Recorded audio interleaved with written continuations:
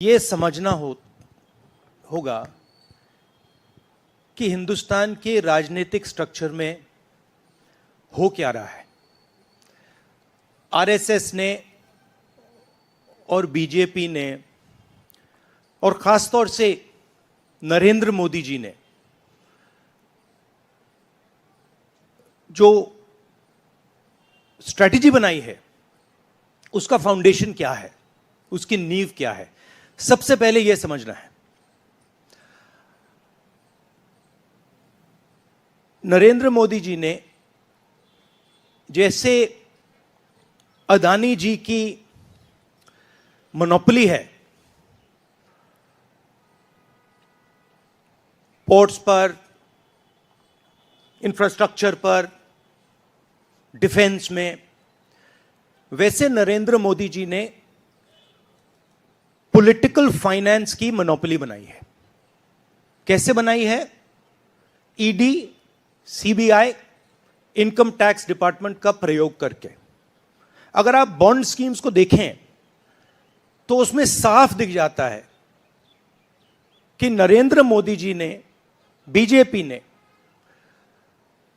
एक प्रकार से पॉलिटिकल फंडिंग एक्सटॉर्शन से, धमकी से, प्रेशर से बनाई है।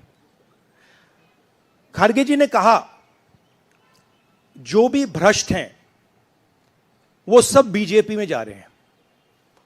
उसका कारण है क्योंकि नरेंद्र मोदी जी चाहते हैं कि पॉलिटिकल फाइनेंस की मोनोपोली उनके हाथों में हो। अब हमारे बैंक अकाउंट बंद कर दिए, मगर जो राजनीति में आज हो रहा है वो क्लियर है कि सब पार्टीज को नरेंद्र मोदी, ईडी, सीबीआई, इन इंस्टीट्यूशंस को कैप्चर करके फाइनेंशियली मोनोपोली बना रहे हैं अपनी।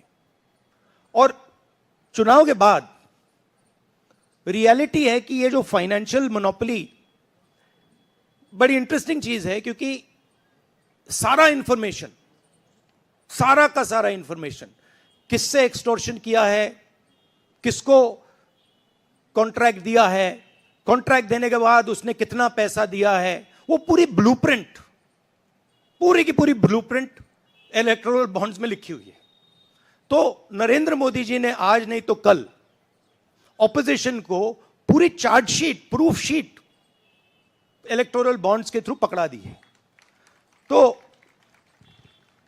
इसीलिए थोड़ा टेरर हो रहा है उनको, इसीलिए नंबर निकला है 400 पार। इसलिए ये महाराष्ट्र में हमारे नेता ले जा रहे हैं, हरियाणा में सब जगह हमारे नेता ले जा रहे हैं, क्योंकि इनको लग रहा है कि भैया अगर 400 पार नहीं 180 हो गई, 160 हो गई, 140 हो गई तो नैया पार हो जाएगी।